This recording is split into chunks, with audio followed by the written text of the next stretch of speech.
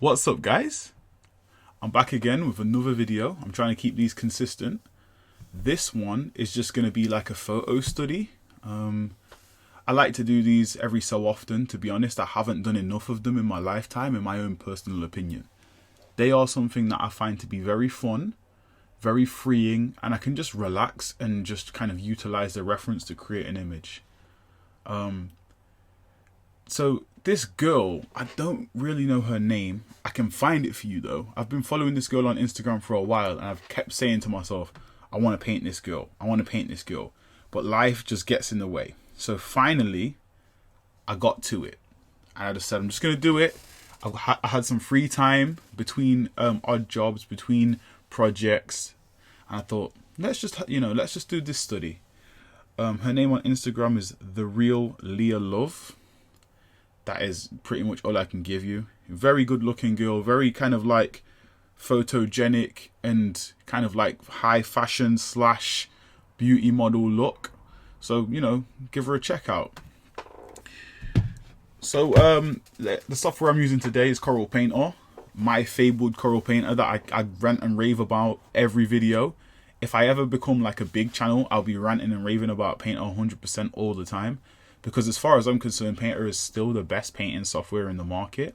And it's sad sometimes because I've pretty much switched over my whole work process over to Procreate because it's so portable and I've been so busy spending a lot of time away from my actual computer, which I'm painting this on. So I've been utilizing Procreate, which in my opinion is, its painting level is below that of Photoshop with the brush selection and the way the tools interact.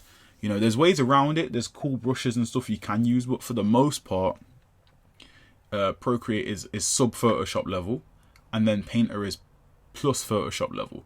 So when I come back to Painter, I'm at like such a higher level than I've been at. I feel like all the handicaps are off, and my potential is able to come free. That might not be represented in this painting because it's actually just a quick study. It literally took me 37 minutes with breaks, with me getting out of my chair and walking around the room and answering messages and all that kind of stuff. But still, it shows you that in 37 minutes within Corel Painter, you can create something like this in comparison to all those other applications, which this might take you an hour. It might take you, some people might bang it out in 40 minutes. Some people might bang it out in half an hour, depending on their process. But for the most part, a study with like nice blending, a lot of the things that are finished, contrasts and everything would probably take a little bit longer. Now, I'm not saying this is the most polished study because my intention nowadays is to be more painterly when I do studies because I end up usually ironing them out too much and making them like too realistic and adding too much blending and, end up going in with the airbrush and just doing too much. Whereas with this one, I didn't want to do that. I wanted to keep it quite painterly and let it have a lot of its own kind of like suggested areas and I wanted to give a little bit more ambiguity. But at the same time, I wanted it to look reasonably sharp and reasonably well rendered. So, I hope I hit the nail on that one. So, how's life been for me? So I've been very, very busy at the minute. I've been doing lots of stuff. I've been taking a lot of graphic design projects because that's where I make the kind of bones of my money. I make a lot of my money doing that. At the minute, I don't have a day job. Usually I like to have a day job and do graphic design and then do illustration on the side also. But it's literally just been graphic design, video work all the time. I also do videography and photography, which is, two of my other passions on the side. That's kind of why I've always liked the idea of recording myself and making videos. So, it's been busy, but I've been enjoying it. But the sad thing is I haven't had that much time to sit at my computer and do paintings. I've done so much like stuff on Procreate. Like my Procreate is popping. I'm going to start uploading those videos. Just because I've been doing so much stuff, experimenting, doing different things. Even today I was doing some stuff. Like I woke up today because it's so handy to have it. I woke up, picked up the iPad and just painted something before breakfast, like before anything, before the day even started. And then I kind of put it down and forgot that I did that and then carried on with my day. And I was like, whoa, I did something already because that's how handy it is. I can't imagine the day comes when Corel Painter is access. You can access Corel Painter like that, or when a software catches up to Corel Painter. I can't imagine what that would be like when software finally says, you know what, we're going to catch up to Painter. We're going to do stuff similar level to Painter. Clip Studio is banging on the door, but it just doesn't really touch what Painter really can do, just because they don't have that much diverse brushes over there. But Clip Studio is reasonably good. I do have Clip Studio on my iPad. Unfortunately, it's exactly the same as it is on like a computer, so it's not as accessible via it just being an iPad app, whereas Procreate is the one obviously everyone goes to as their go-to iPad app, is 100% created to be an iPad app, and it is completely and utterly intuitive, you know, the way it's supposed to be as an iPad app. So that is the separation between these things. So about this image, as I said, I wanted to just create a cool study. I wanted to throw in some of the tones from the sky. I just wanted to have an interesting image. I was realistically gonna make her into like, I don't know, some kind of fantasy princess type thing. But I was really thinking about it, like, if I do that, will I kind of come back to it and kind of make her into a character properly in the way I want to? And because I'm like a character designer at heart, and I was like, no, I'm not going to do that. So I just decided just to make it like a study and add some stylized elements later. You'll see. You know, I already stylized the hair. I didn't follow how the hair is in the picture at all. I just said, I'm just going to make it crazy wavy at the back and add my own little bits to it.